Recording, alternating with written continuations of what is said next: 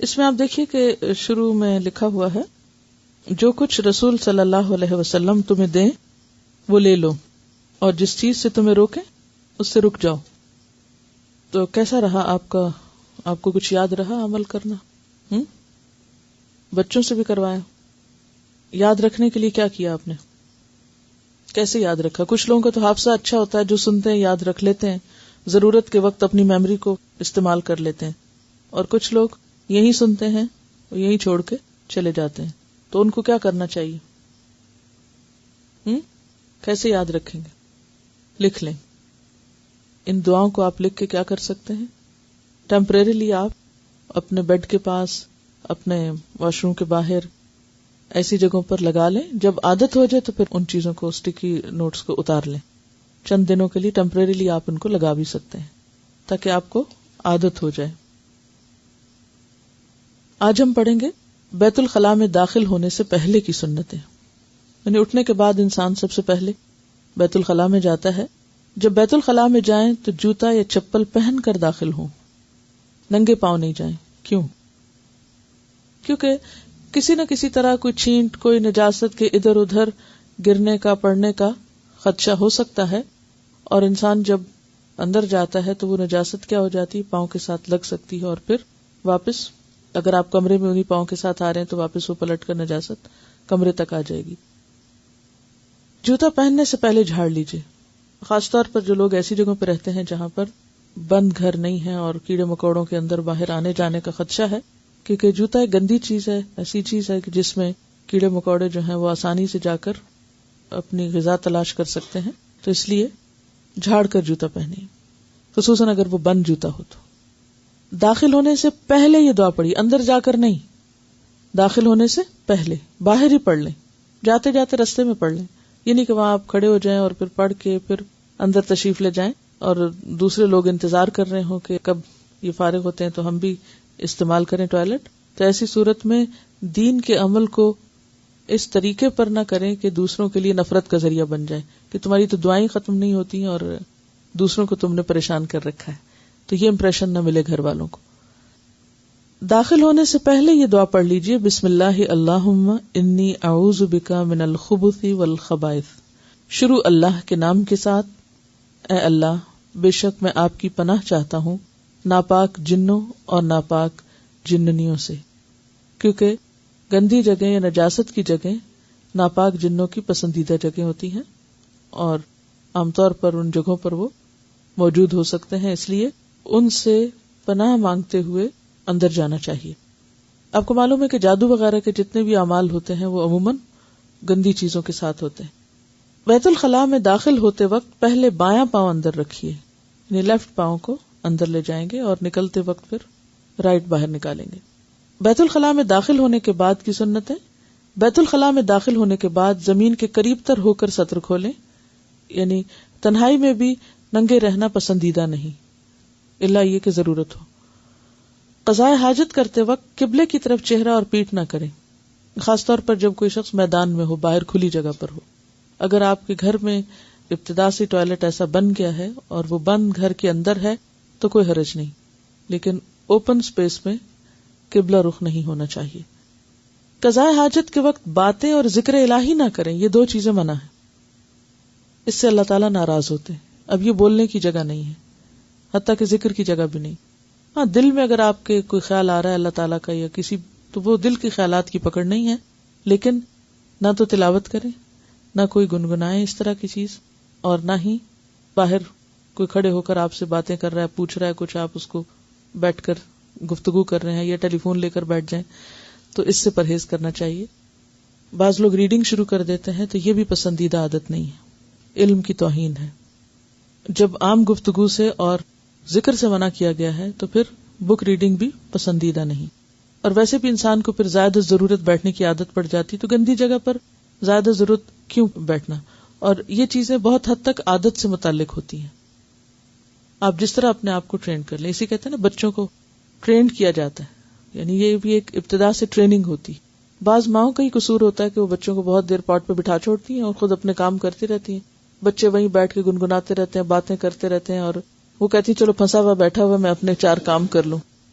تو یہاں سے بچوں کو غلط عادت پڑ جاتی ہے دیر لگانے کی. پھر ان کی سیٹسفیکشن ہی نہیں ہوتی جب تک وہ بہت دیر نہ بیٹھے رہے. پھر جب وہ بڑے ہوتے ہیں اور وہ زیادہ دیر اندر رہنا شروع کرتے, پھر آپ دروازے ناک کرنے لگتے, جلدی باہر نکلو, اندر کیا کر رہے. لیکن ہم بھول جاتے ہیں کہ قصور ہمارا اپنا تھا کہ ہم نے شروع میں ہی ان کو اتنی دیر بیٹھا چھوڑ دیا. تو اس لیے نجس جگہ پر ضرورت کے لیے جانا چاہیے اور پھر فوراً نکلنا بھی چاہیے. پیشاب کی چھینٹوں سے بچیں, کیونکہ پیشاب کی چھینٹوں سے نہ بچنے کی وجہ سے قبر میں عذاب ہوتا ہے, اور اس کی وجہ یہ ہے کہ وہ ناپاک ہیں, وہ جسم پہ لگی رہیں گی تو نہ عبادت قبول ہوگی, اور عبادت ہی نہیں تو پھر نجات کس کی. زمین سخت ہو تو اسے نرم کر لیں. اب ظاہر ہے کہ ہر ایک کو تو کموڈ میسر نہیں, یا گھر کے اندر ٹوائلٹ میسر نہیں. دنیا کی ایک بڑی آبادی جو ہے وہ ایسی جگہوں پر رہتی ہے کہ جہاں انہیں باہر جنگل میں جا کر بیت الخلاء استعمال کرنا پڑتا ہے. تو ایسی صورت میں جس جگہ پر بیٹھے وہ جگہ نرم ہو کہ اس میں پیشاب جذب ہو جائے, اس کے چھینٹے نہ اڑے. قضاء حاجت کرتے وقت دایاں پاؤں کھڑا رکھیے, اس پر بوجھ کم ڈالیے, اور بائیں پاؤں کو پورا زمین پر رکھیں اور اس پر وزن دے کر بیٹھیں. اب آپ دیکھیں کہ نبی صلی اللہ علیہ وسلم نے آخری حد تک طریقہ اور ادب سکھایا ہے, اور اس میں اگرچہ کموڈ پر بیٹھنے سے یہ سنت پوری طرح تو آپ فالو نہیں کر سکتے, لیکن پھر بھی کسی حد تک آپ کر ہی سکتے ہیں کہ دایاں پاؤں اٹھا لیں اور بائیں جو ٹانگ ہے یا بایاں پاؤں جو ہے اس طرف کو اپنا وزن رکھیں. بائیں ہاتھ کی کوہنی گھٹنے پر, ایلبو گھٹنے پر. گھٹنا کہاں ہوتا ہے؟ یہ جو جس کو گوڈا آپ کہتے ہیں, نی, ٹھیک ہے نا. تو نی کے ساتھ اوپر جو جوڑ کے ساتھ ہی جگہ ہے اس پر یہ کوہنی ہونی چاہیے, کیونکہ اس سے آپ کی خاص جگہوں پر پریشر پڑے گا, اور اس پریشر سے جسم سے جو اخراجات ہیں ان کی ریلیز کو یعنی ہیلپ ہوگی, یعنی ان کی ریلیز آسان ہوگی. بائیں ہاتھ کی کوہنی گھٹنے پر, ہتھیلی بائیں کان کے نیچے. یہ کان ہے نا, تو کان کے نیچے ہتھیلی, کان کے اوپر نہیں, کان کے نیچے یہاں اس طرح. اور ہتھیلی کھلی بھی ہو سکتی ہے, اور اگر مٹھی بند بھی ہے تو بھی اس جگہ. اگر آپ نے یوگا کی کچھ ایکسرسائز کی ہو یا کبھی یوگا انسٹرکٹر سے کچھ بات چیت کرنے کا موقع ملا تو عموماً آپ نے دیکھا کہ وہ اس حصے کو, جن لوگوں کو اسٹمک کی ایسی تکلیف ہو تو اس حصے کو پریس کرنے کے لیے کہتے ہیں. آپ صلی اللہ علیہ وسلم نے اس حصے کو یہاں ہتھیلی رکھ کے پریس کرنے کو کہا ہے اس موقع پر. رسول اللہ صلی اللہ علیہ وسلم کا کوئی بھی حکم حکمت سے خالی نہیں, کیونکہ آپ کو یہ سب چیزیں بذریعہ وہی سکھائی گئی تھی. جس نے انسان کو تخلیق کیا اسی نے انسان کو حتیٰ کہ اپنے جسم کو صحیح طور پر استعمال کرنے کا بھی طریقہ سکھایا. تو آپ کو یاد رہے جو ہم نے بات کی تھی ویل بینگ کی, اس میں جسمانی اور فزیکل ویل بینگ بھی ہے. تو نبی صلی اللہ علیہ وسلم نے صرف ہمیں کچھ روحانی طور پر ہی ترقی کرنے کا حکم نہیں دیا, یا صرف قرآن میں طلاق اور نکاحی کے مسائل نہیں, بلکہ انسان کی ساری ضروریات حتیٰ کہ ٹوائلٹ میں بیٹھنے تک کے طریقے کو جو زیادہ بہتر اور فطرت کے قریب ہے اور انسان کے لیے فائدہ مند ہے وہ بھی سکھایا. رسول اللہ صلی اللہ علیہ وسلم کا کوئی بھی حکم حکمت سے خالی نہیں. اس طرح بیٹھنے سے اخراج فضلہ میں آسانی ہوتی ہے. پیشاب یا استنجا کرتے وقت پرائیویٹ پارٹ کو دایاں ہاتھ نہ لگائیں بلکہ بایاں ہاتھ لگائیں. ناک صاف کرتے ہوئے بھی بایاں ہاتھ, استنجا کرتے ہوئے بایاں ہاتھ. کسی بھی غلاظت کو اٹھاتے وقت یا ہاتھ لگاتے وقت, کسی بھی مثلا کوئی گندی چیز صاف کر رہے ہیں آپ, تو ان سب چیزوں کے لیے بایاں ہاتھ استعمال کریں. بہت سے لوگ کھانے پینے میں بایاں ہاتھ استعمال کرتے ہیں جو کہ منع ہے. دایاں ہاتھ اچھے کاموں کے لیے, صاف کاموں کے لیے, اور بایاں ہاتھ نجس یا ناپاک چیزوں کے لیے. جب حکم آ گیا تو ما آتاکم الرسول فخذوہ, کوشش کریں بچپن سے بچوں کو ٹرین کریں. ٹریننگ کی بات ہے. جاپان میں لوگوں کو دائیں اور بائیں دونوں ہاتھوں سے لکھنے کی پریکٹس کرائی جاتی ہے. خدا نہ خواستہ زندگی میں اگر دائیں ہاتھ کو کچھ ہو گیا تو بایاں بھی اکولی کام کرنے کے قابل ہو. حضرت عمر رضی اللہ تعالیٰ عنہ دونوں ہاتھوں کو بیک وقت برابر کا استعمال کر سکتے تھے. یہ صرف ٹریننگ کی بات ہے, یعنی مسل ٹریننگ ہوتی ہے. بچپن سے اگر آپ استعمال کرنا سکھا دیں بچے کو تو چاہے وہ لیفٹ ہینڈیڈ ہے لیکن وہ دائیں کی بھی پریکٹس کر کے وہ سیکھ سکتا ہے. اور ساری زندگی ایک کام جو نہیں کرنا چاہیے وہ انسان کر کے اپنی نیکیوں میں ہی کمی کر رہا ہے نا. صرف اگر یہ کہہ کے کہ میرے پاس تو رخصت ہے, یہ جواز ہے کیونکہ میں لیفٹ ہینڈیڈ ہوں, یہ کوئی جواز نہیں ہے.